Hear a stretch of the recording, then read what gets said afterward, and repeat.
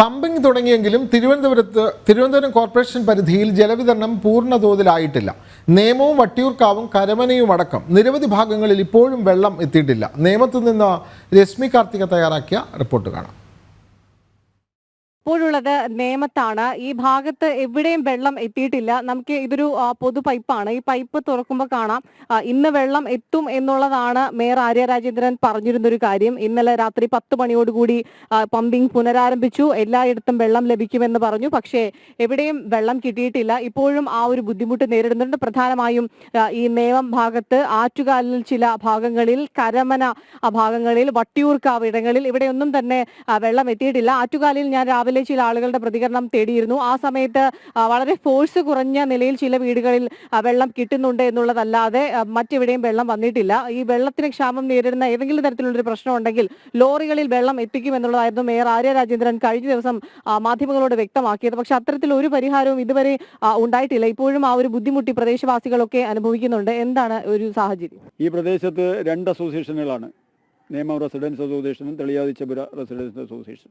റോഡിൻ്റെ അപ്പുറവും ഇപ്പുറവുമായിട്ടാണ് 2 അസോസിയേഷനും കൂടെ ഏകദേശം 500ഓളം വീടുകളാണ് ഈ പ്രദേശത്തുള്ളത്.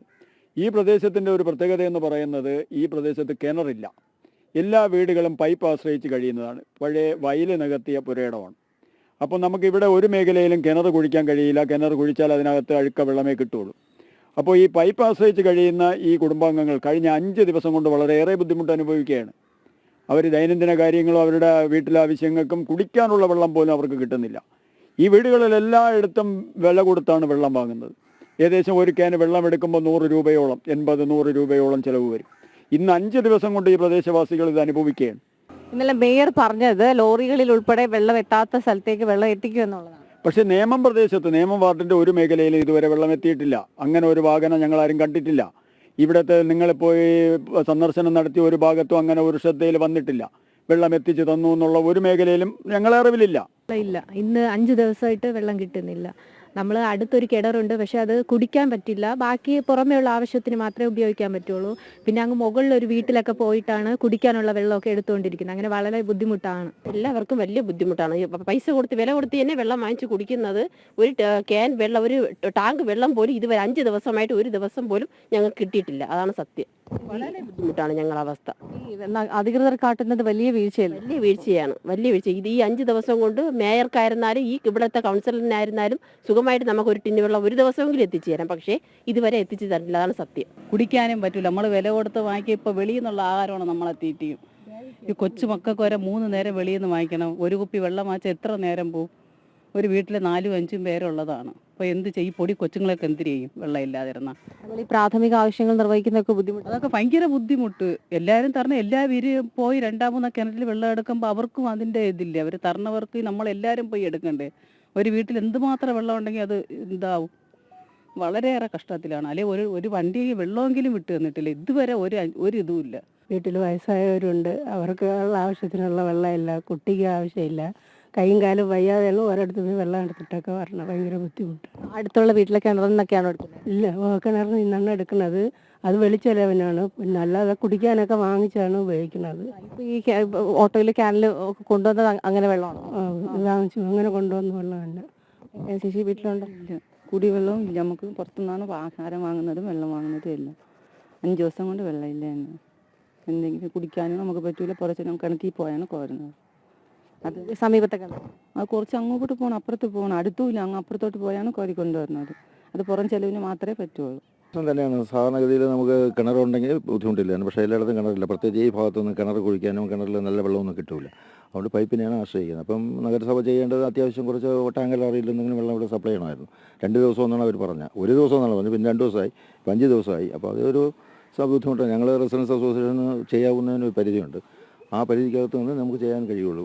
കഴിഞ്ഞ ദിവസം പറഞ്ഞത് എറണാകുളത്ത് നിന്ന് ഉൾപ്പെടെ വെള്ളം എത്തിക്കുന്നുണ്ട്. അപ്പോൾ എല്ലാവർക്കും വിതരണം ചെയ്യുന്നു. പക്ഷേ ഇത് കിട്ടിയിട്ടില്ല. നമുക്കിവിടെ ആർക്കും കിട്ടിയിട്ടില്ല. ഇവിടെ ഒരു സ്ഥലത്ത് പോലും ഒരു ടാങ്കർ ലോറി പോലും വെള്ളം കൊണ്ടുവന്നിട്ടില്ല. അത് പ്രായോഗികമായി ഉള്ള ബുദ്ധിമുട്ടാണ്.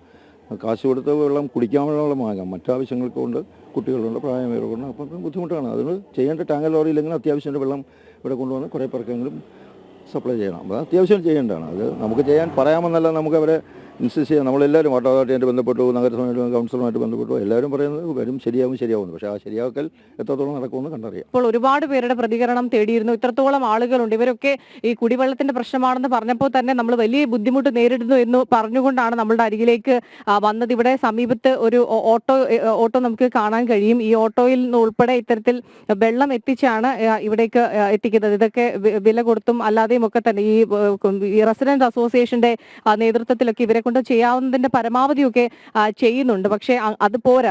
നിരവധി കുടുംബങ്ങളാണ് ഇവിടെ ഉള്ളത്. നമുക്ക് ഭക്ഷണം കഴിക്കാതെയും 1-2 ദിവസമൊക്കെ നമുക്ക് മുന്നോട്ട് പോകാൻ കഴിയും. പക്ഷേ വെള്ളം എന്നുള്ളത് ഏറ്റവും അടിസ്ഥാനപരമായി വേണ്ട ഒരു കാര്യമാണ്. നമുക്ക് പ്രാഥമികമായിട്ടുള്ള കാര്യങ്ങളൊക്കെ തന്നെ നിർവഹിക്കേണ്ട ഒരു സാഹചര്യമുണ്ട്. കുഞ്ഞു കുട്ടികളുണ്ട്, വളരെ പ്രായമായവരുണ്ട്. ഇവർക്കൊക്കെ പുറത്തുനിന്ന് ഭക്ഷണം ഓർഡർ ചെയ്ത് നൽകുക എന്ന് പറഞ്ഞു കഴിഞ്ഞാൽ നമുക്ക് ഈ ദൃശ്യങ്ങൾ കാണാൻ കഴിയും. വളരെ ചെറിയ കുഞ്ഞുങ്ങളാണ്. ഇവർക്ക് തുടർച്ചയായ 5 ദിവസം 3 നേരവും പുറത്തുനിന്ന് ഓർഡർ ചെയ്ത് ഹോട്ടലുകളിൽ നിന്നൊക്കെ തന്നെ ഭക്ഷണം നൽകുകയാണെങ്കിൽ അവർക്ക് തീർച്ചയായിട്ടും ആരോഗ്യ പ്രശ്നങ്ങൾ പലതും ഉണ്ടാകും. അത്തരത്തിൽ പല ആരോഗ്യ പ്രശ്നങ്ങൾക്കും കുഞ്ഞുങ്ങൾക്ക് വയറിനുൾപ്പെടെ അസുഖങ്ങൾ ഇതിനോടൊപ്പം തന്നെ ഉണ്ടായിട്ടുണ്ട് എന്നുള്ളതാണ് ഈ കുടുംബത്തിലുള്ളവരൊക്കെ തന്നെ പറയുന്നത്.